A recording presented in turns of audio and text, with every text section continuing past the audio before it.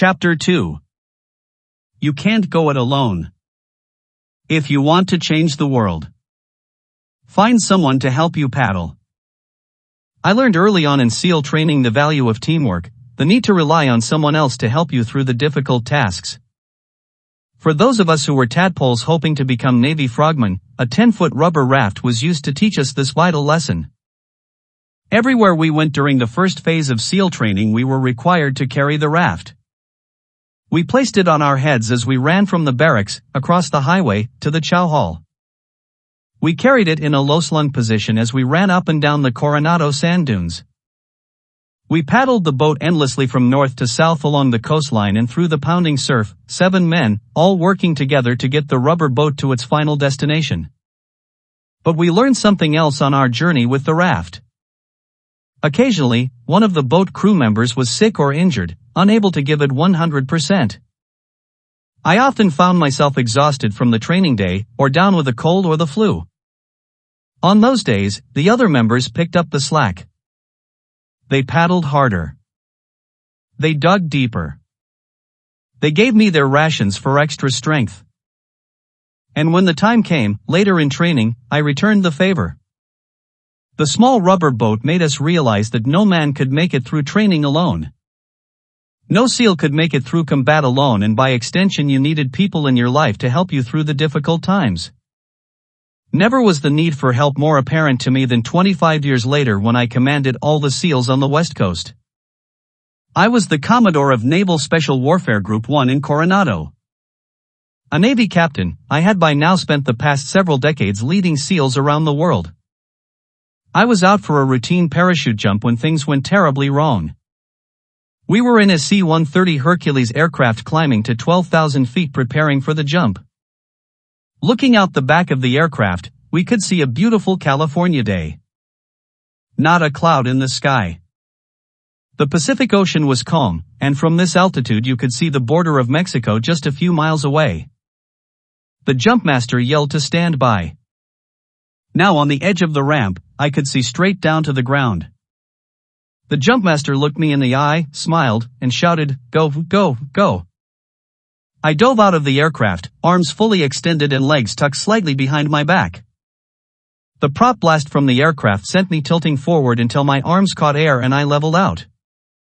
I quickly checked my altimeter, made sure I wasn't spinning, and then looked around me to ensure no jumper was too close to me. 20 seconds later I had fallen to the pull altitude of 5,500 feet. Suddenly, I looked below me and another jumper had slid beneath me, intersecting my path to the ground.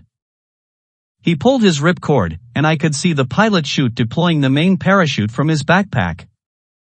Immediately, I thrust my arms to my side, forcing my head to the ground in an attempt to get away from the blossoming chute. It was too late. The jumper's chute popped open in front of me like an airbag, hitting me at 120 miles an hour. I bounced off the main canopy and spun out of control, barely conscious from the impact.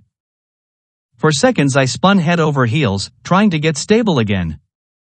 I couldn't see my altimeter and was unaware of how far I had fallen. Instinctively, I reached for my rip cord and pulled. The pilot chute jettisoned from its small pouch in the back of the parachute but wrapped around my leg as I continued to tumble toward the ground. As I struggled to untangle myself, the situation got worse. The main parachute partially deployed, but in doing so twirled around my other leg.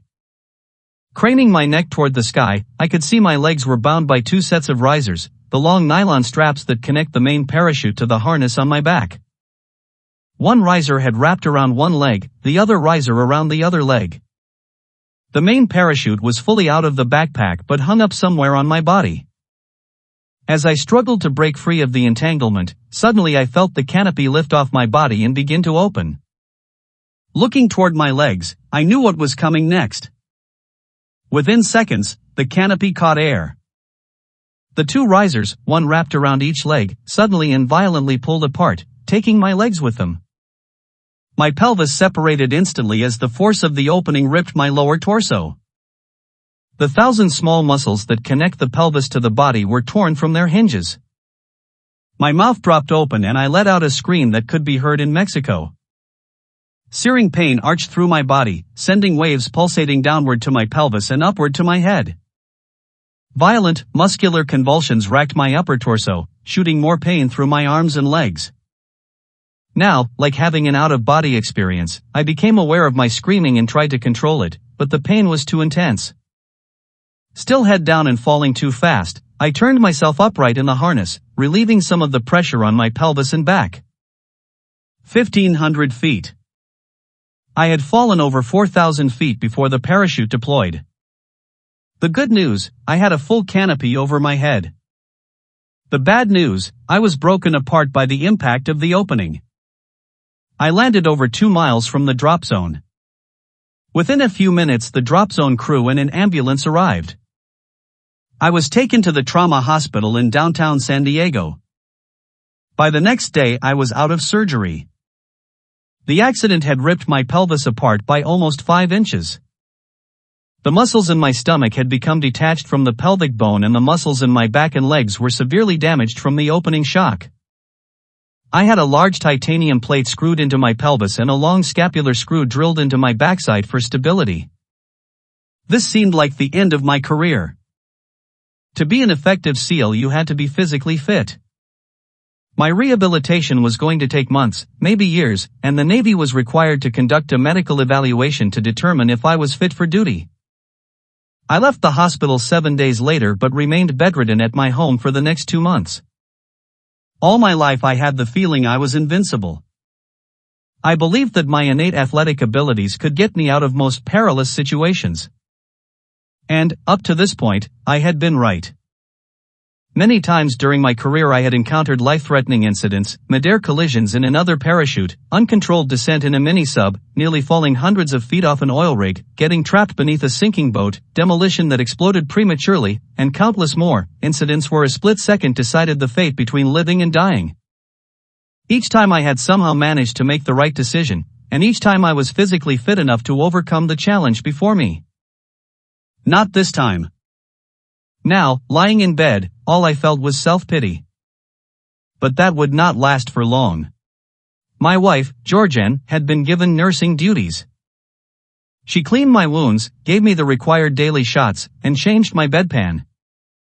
But most importantly, she reminded me of who I was.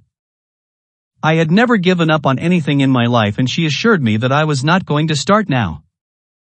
She refused to let me feel sorry for myself. It was the kind of tough love that I needed, and as the days went by, I got better. My friends came by the house, called constantly, and helped with whatever they could. My boss, Admiral Eric Olson, somehow found a way around the policy that required the Navy to conduct a medical evaluation of my ability to continue to serve as a SEAL. His support for me likely saved my career. During my time on the SEAL teams I had numerous setbacks, and in each case, someone came forward to help me, someone who had faith in my abilities, someone who saw potential in me where others might not, someone who risked their own reputation to advance my career. I have never forgotten those people and I know that anything I achieved in my life was a result of others who have helped me along the way. None of us are immune from life's tragic moments. Like the small rubber boat we had in basic SEAL training, it takes a team of good people to get you to your destination in life. You cannot paddle the boat alone. Find someone to share your life with. Make as many friends as possible, and never forget that your success depends on others.